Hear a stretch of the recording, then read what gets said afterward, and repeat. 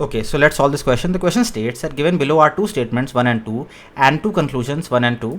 So we have to read these statements and these are the conclusions that are given. What are they asking us from the question? Based on the above statements and conclusions, which one of the following options is logically correct?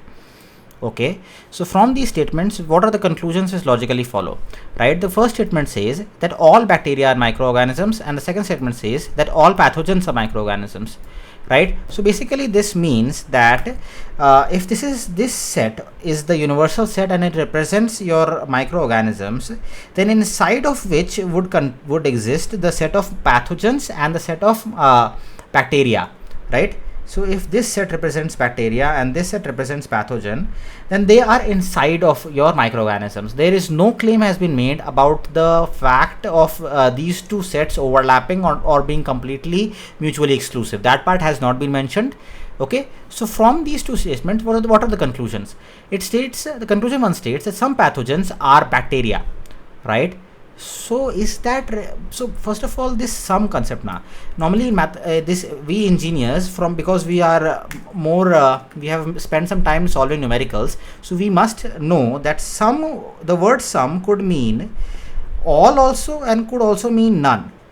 But here I would like to tell you something which is kind of intuitive, but we have, because of our numerical solving time that we have spent, we tend to forget that when quantitative analysis is being done, when numericals are being solved, in that concept and in that domain only, some would follow this kind of definition.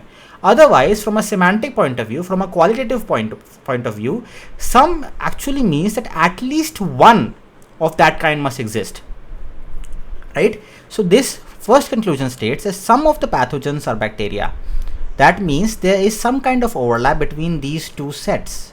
That is what this thing means, right? And the second, because this claim is not being held through by the statements, the constraints which were imposed originally, so we can directly say that the first statement, the first conclusion is not true. Very simple analysis. Now the second one states that all pathogens are not bacteria. Right, all pathogens are not bacteria. That means that there exists some pathogen that must be outside of bacteria. Right, some pathogen must exist which is outside of bacteria. That need not be true. Suppose that all pathogens were to be inside the set of all bacteria. Right, that could be true. Right, so if this were to be the case, then all pathogens are not bacteria. That not part, this part, some part of this set of pathogens being outside of bacteria being present need not be the case, because the original statements impose no restrictions upon the overlap of the two. So this arrangement is a valid arrangement, and for that the first conclusion does not hold. Right, so these two statements in and of themselves does not lead to conclusion 2. Right, so this statement is also a false statement. We know that. Right, from independent analysis we got to that. Now let's read these.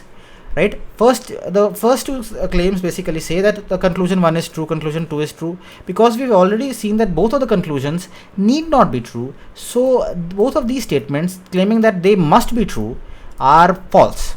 Right, now the B statement states that neither conclusion 1 or 2 is correct. Now that one follows with what we have done till now, and it is genuinely true. Right, now that is basically your answer. Right, if you were to mark D in this, that would be a correct analysis, because you have got to that answer by systematically following along the line of reasoning that was generated by reading the whole question. Right, but the third option, right, generally introduces a new dimension into this, because the final answer key, if you were to look for this paper, that basically includes, this is the screenshot of that final answer key, in which the options that are given as true are C or D. So C is also a genuinely correct answer. Right, so how is that the case? It is basically saying that either conclusion 1 or conclusion 2 is correct. Right, so how is that the case? Either conclusion 1 or 2 is correct. Right, so let me show you this. Why is that correct? So some pathogens, the conclusion 1 states some pathogens are bacteria. Right, so there it is saying that some kind of overlap must exist. Right, that is what the first statement says, that some kind of overlap must need to be there. Right, that statement by itself is not true. I understand that, but suppose that statement is, if that statement is true, right, and there is some kind of overlap, and the second one states that all pathogens are not bacteria. Right? This means that some part of B is outside of B.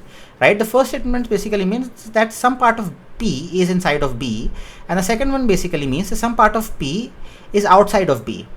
Right? So if I were to take P completely inside of B, that would also, the second statement would become false, but the first one will be true.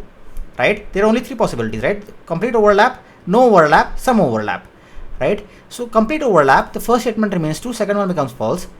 Some part of some overlap basically means that statement 1 and statement 2 both become true, because some portion is overlapping. So some pathogens are bacteria, that part is true, and because some portion is outside, so all pathogens are not bacteria, that part also becomes true.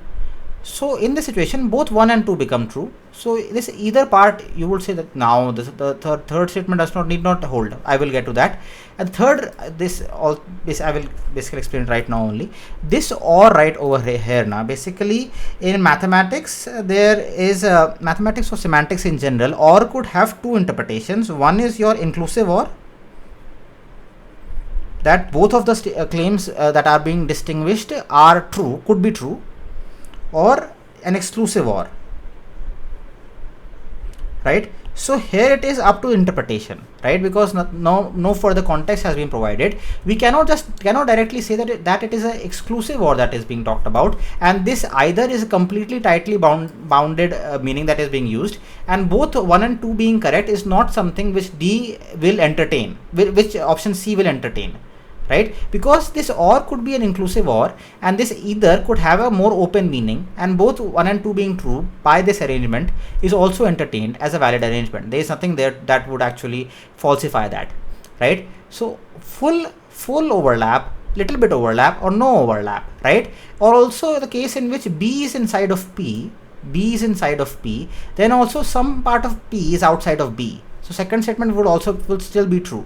And in fact, for that matter, the first statement and the second statement, both of them would be true in this case also, when P is greater than B. So all possible cases we have already considered by this measure, because by active experimentation you can see playing with this, there are no other possibilities regarding the two sets being presented in this manner. Right? And that's why option C is generally a true answer for this. But this inclusive or concept, if you are not able to understand, just Google it, you will be able to understand the difference between exclusive and inclusive or. Very simple. It was originally introduced in 9th and 10th when they were teaching about probability, if I remember correctly. Right? Either 9th and 10th or in 11th, 12th. It was in a chapter that included probability. Right? Anyways, I hope that you were able to solve this question by yourself, and this video only serves a validation for that solution that you got. Very good for that, and have a very good day. I will meet you in the next one.